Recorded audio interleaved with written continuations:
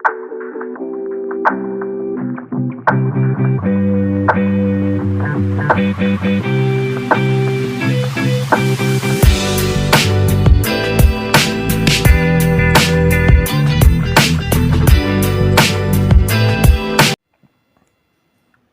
वालेकुम नाजरीन, मैं हूं जैगम अब्बास और आप देख रहे हैं हेल्थ टीवी।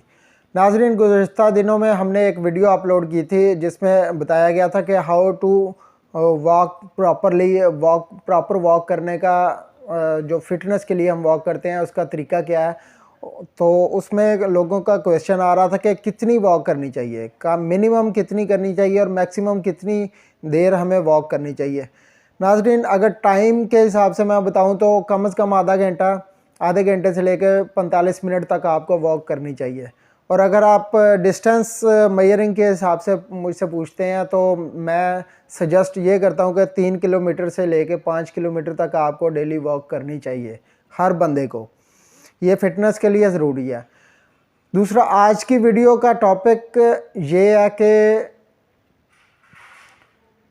हम अपनी नेगेटिव एनर्जीज़ को, अपनी एग्जेसिव एनर्जीज़ को ज़मीन में अर्थ कर सकते हैं, कैसे कर सकते हैं और इसका क्या फ़ायदा है। ये किन लोगों को ज़्यादा करनी चाहिए, किन लोगों को इसका बहुत ज़्यादा फ़ायदा होगा और किन लोगों को इसकी बहुत ज़्यादा ज़रूरत है।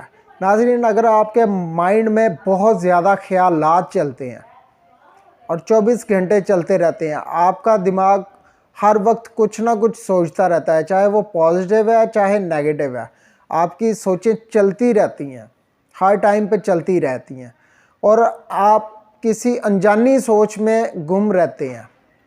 मतलब आप को देखने वाला कहता है कि आप किस सोच में हैं, लेकिन आप कुछ भी नहीं सोच रहे होते।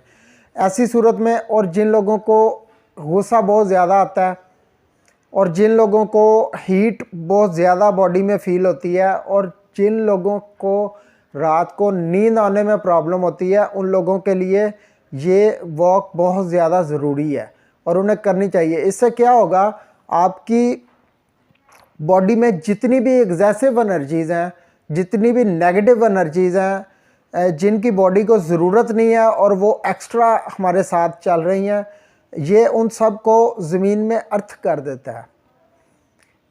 और अगर आप इससे रेगुलर करते हैं तो आपका माइंड हमेशा फ्रेश और ताज़ा रहेगा। इसके करने का तरीका क्या है, आपने सुबह के वक्त अक्सर लोगों को सुना होगा और देखा होगा कि वो घास पे चलने को तरजीह देते हैं।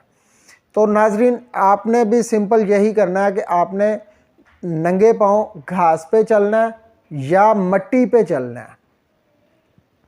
और अगर हो सके आप चलने के काबिल नहीं है, आप की मतलब अगर कोई पेशेंट घर में ऐसा है कि वो चल नहीं सकता है, तो आप ऐसे कर सकते हैं कि उसके पाँव से जूती उतार के उसे घास पे बिठा दें या मिट्टी पे बिठा दें और हो सके तो उसके टखनों तक ऊपर, जो अगर मिट्टी में आपने बिठाया हुआ तो मिट्टी को ऊपर चढ़ा दें। मतलब जैसे रेत में बच्चे खेलते हैं कि वो रेत ऊपर डाल लेते हैं, हाथ या पाँव को अंदर दे के घर बनाते हैं, उसी तरीके से वो डिप कर देने अपने पाँव को डिप कर देना है मिट्टी के अंदर। भुरभुरी मिट्टी हो सकती है, आप मिट्टी किसी बर्तन में भी ले सकते हैं, इसका बहुत ज़्यादा फ़ायदा होगा। दुआओं में याद रखिएगा। इसी के साथ इजाज़त चाहता हूँ। अल्लाह हाफ़िज़।